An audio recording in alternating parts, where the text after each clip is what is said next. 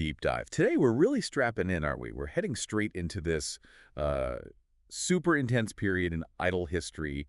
People call it the idol warring states period. That's right. Roughly 2012 to 2017, just a time of incredible change and, frankly, excitement.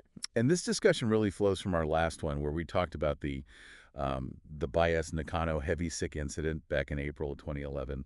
That really felt like a starting gun for something new. It absolutely did. It was a seismic event, It just shattered preconceptions about what idols could even be. Right. So to get our heads around this warring states period, we need that context. The source we're using, Hidekky's Live Idol Revolution Chronicle, it lays out a kind of phase 0 first. Yeah, phase 0 being basically AKB48 and their handshake event business model. Yeah. That really lowered the barrier to entry, made it seem more accessible. And then phase 1, which was Bias just, well, exploding those traditional ideas. Super iconoclastic, pushing every boundary they could find. Exactly. And you put those two things together, the easier access from AKB's model and Bias showing you could be completely out there and still find an audience, it created this incredibly fertile ground. Uh-huh.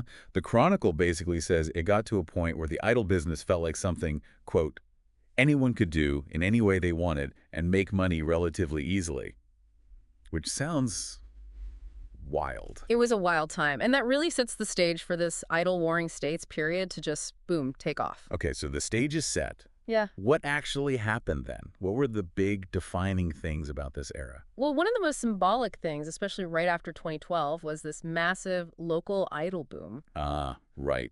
But this isn't just AKB setting up shop in different cities like SK48 or NMB48. No, totally different. This was much broader, much more grassroots, I guess. So like smaller players getting involved. Exactly. You had these small independent talent agencies, local event companies, even like city governments getting in on it, shopping malls, individual shopping streets, all starting their own local idol groups. Right. Wow. So probably not with the huge resources or maybe even the experience that AKB's machine had? For the most part, no. They were smaller operations. But they did have a kind of template, didn't they? You mean the handshake events, that whole strategy? Yeah, precisely. The Chronicle points out how that model, that template for idol management, really spread across the country. It fueled this ambition everywhere to create, our town's own AKB. That's fascinating. And did it work? I mean, beyond just having groups?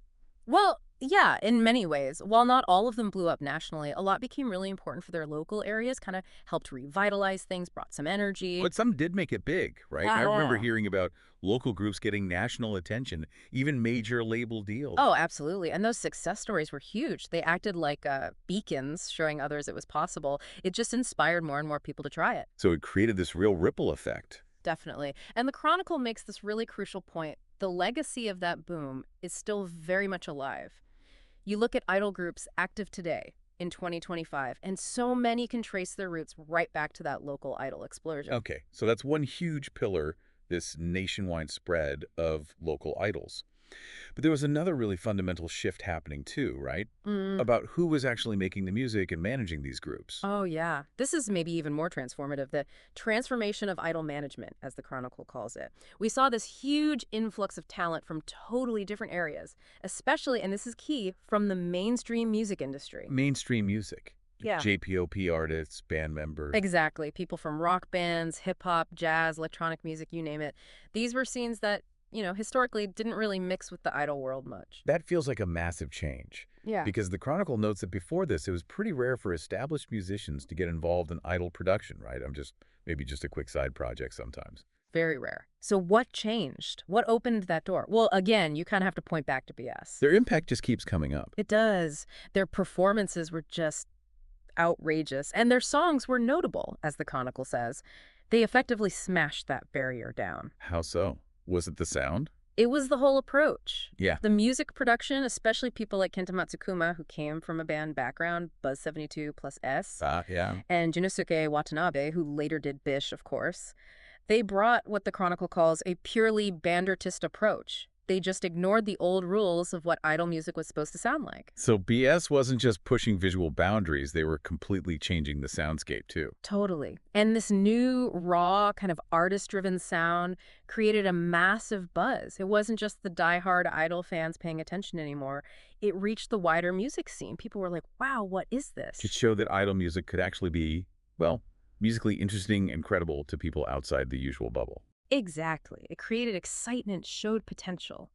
And that success, that validation, basically gave the green light for other talented people from the mainstream music world to look at the idol scene and think, hey, maybe I can do something cool here too. So they saw it as a legitimate space for creativity, not just some niche thing. Right. They brought their skills, their experiences, their different perspectives, and that just fundamentally reshaped the sound, the style, everything about idol music going forward.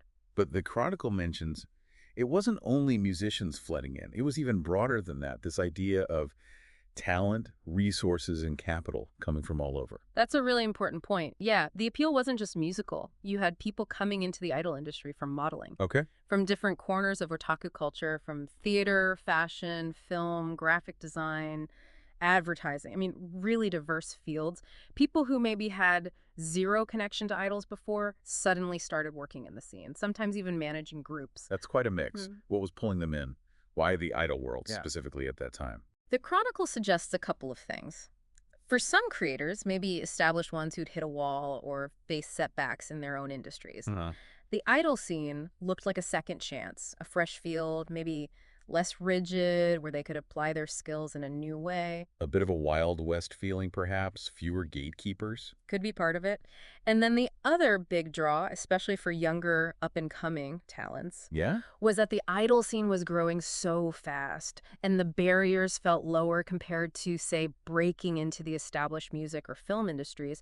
It was just this space buzzing with opportunity, a place to experiment, hone your craft, try stuff out. And when you throw all these different people together, Mhm. musicians, designers, fashion folks, theater people, all bringing their own ideas, Yeah. I imagine things got pretty experimental. Oh, absolutely. The Chronicle talks about countless experimental approaches because these people weren't necessarily bound by the old idol rule book, you know. Sure. They just tried things. That must have created an incredible energy. Totally.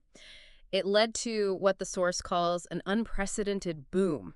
Just tons of innovation, a real willingness to take risks, and anything goes kind of vibe.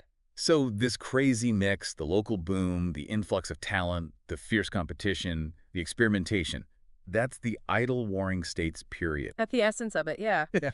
Dynamic, chaotic sometimes, definitely competitive, but incredibly exciting and ultimately really transformative.